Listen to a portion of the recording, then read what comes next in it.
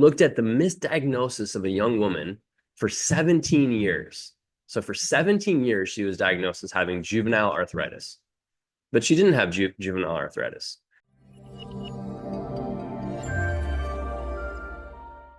So one of the topics that I have been very, very interested in for a long time now is why would somebody be sensitive to all plants? And I am interested in this topic because the carnivore diet is kind of exploding right now and has for several years. What is a science-backed reason why somebody would be sensitive to literally all plants? You hear the Mikhaila Peterson story and you take her at her word. I think that there probably are a small handful of people that would benefit from being on a diet like this, for reasons that are explained and unexplained. And she's saying, look, when I even eat leafy greens, I have terrible reactivity to leafy greens. So I thought, this is a bad idea. Obviously, this isn't working. My body doesn't like it. So I reintroduced salad again. It was literally lettuce, apple cider vinegar, olive oil, and salt and pepper. That's what I reintroduced. And I woke up the next day and the itch was back and my joints were stiff. And I thought, okay, if I have to choose between itching and arthritis or diarrhea, I'm going to choose the diarrhea. I was in a rough place. So it's literally all foods. I'm removing all plant foods. Well, the only explanation that I could think of why somebody would be reactive to literally all plant foods, as you see with some in the carnivore diet community, is phytosterolemia, the hyperabsorption of plant sterols. It's like, what do all plants have in common? They have these sterols, these plant fats. And there's a growing awareness that the condition that's called phytosterolemia, you can call it phytosterolemia or phytosterolemia. You go on Twitter, Dr. Tom Dayspring, who I've had on the podcast, is now pretty adamant that we call it phytosterolemia. So I guess I'll go with that for the rest of the video. And it's this condition where these plant fats that the body is supposed to kick back out of the gut wall are brought into the blood. And there's been large-scale studies that have been done in large patient populations where we can demonstrate that patients who have LDL cholesterol above 190 milligrams per deciliter, which, by the way, was part of the inclusion criteria in the recent kind of disastrous keto CTA study. LDL cholesterol above 190 milligrams per deciliter, 4% of that population had phytosterol, these plant fats, above the 99th percentile in the blood. So people that have phytosterolemia are often misdiagnosed as having familial hypercholesterolemia, FH. There's a growing awareness that in some of these people, it's not really FH, it's phytosterolemia. Now, how does this tie back to the issues that carnivore dieters see, like joint pain and these terrible autoimmune reactions to different types of foods? Well, in some cases, it doesn't. I'm not here to say that every single carnivore dieter who's had some degree of short-term success is undiagnosed as a hyperabsorber. It's not what I'm saying. But what I am saying is that in cases where this is applicable, it often simmers beneath the radar. And there's no better example than a case study which our research team found, which was published in the European Heart Journal. And it looked at the misdiagnosis of a young woman for 17 years. So for 17 years, she was diagnosed as having juvenile arthritis. But she didn't have juvenile arthritis. She had surgeries on her joints. They thought that she had tumors in her joints. It turns out, after all this, 17 years, methotrexate, all these immunosuppressant drugs, that finally she was given the correct genetic testing, and she had phytosterolemia. She was a hyperabsorber of these plant sterols, and they were forming xanthomas, these fatty deposits, which get into the blood, get into the joints, and really wreck the joints and cause terrible joint issues, right? So she was somebody who actually was technically sensitive to all plants. Now, they put her on Zetia and they put her on a low sterile diet, and she started to improve, because the Zetia, as a cholesterol and sterol absorption blocker, will prevent the inflow of these plant fats into the blood.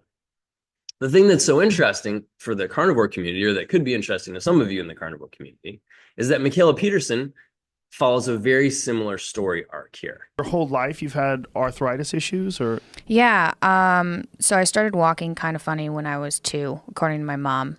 And she brought me to the doctor and they said she's just having growing pains or something. When I was 7, I was diagnosed with juvenile rheumatoid arthritis. And I had like 37 joints affected. And then I was put on immune suppressants in grade 4. So I was actually the first kid in Canada to be put on this biologic called Enbrel. So I was on Enbrel and methotrexate forever, like leading up to the hip and ankle replacement. And they did help reduce some of the pain, but I still ended up with no cartilage in my joint and my hip and ankle when I was 17. So it was very severe. It wasn't particularly like swollen. My joints just disintegrated. Wow. And what do they think causes something like this? They didn't know.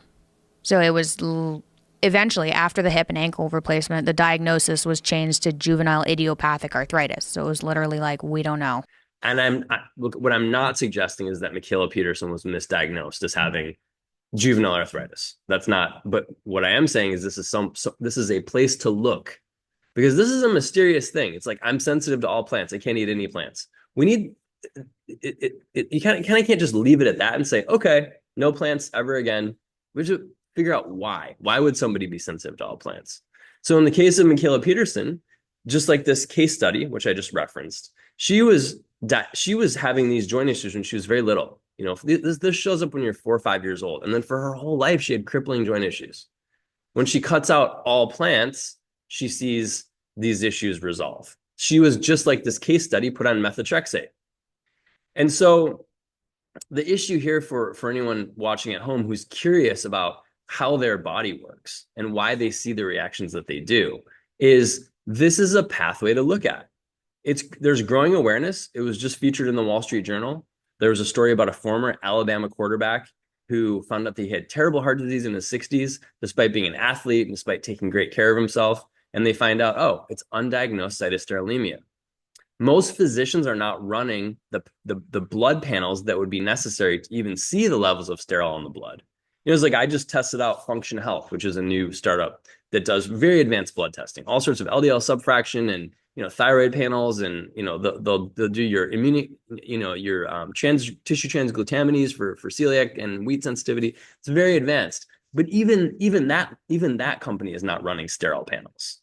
And these sterol panels are what are necessary to show you the cause of dyslipidemia, whether you're hypersynthesizing cholesterol or whether you're hyperabsorbing cholesterol, and what the balance is between the two. And I feel like if there were more cardiologists ordering these tests, more people getting access to these labs, they'd see, well, why do I have so much sterol in the blood? And that leads you back down the path to genetics. So genetic condition, some people hyperabsorb plant sterols more than others. And in cases where this gets really extreme, 99th percentile, very high levels of sterol in the blood, it forms xanthomas. It affects the joints. It can be very deleterious to the health of your joints. And we have documented evidence, granted, this is a case study, that some people are misdiagnosed as having juvenile arthritis who actually have undiagnosed phytosterolemia. So if you're out there and you're on the carnivore diet and you're curious about the science of personalized nutrition, and you wonder, why would somebody be sensitive to all plants? Or is this something that affects me? It's pretty simple. You get a genetic test. You get the ABCG5, ABCG8 genes. There's several SNPs in those pathways that you can look at. And you can also get a blood test, a sterol panel from a lab like Boston Heart, which will show you the amount of cytosterol that you have in your blood at any given time.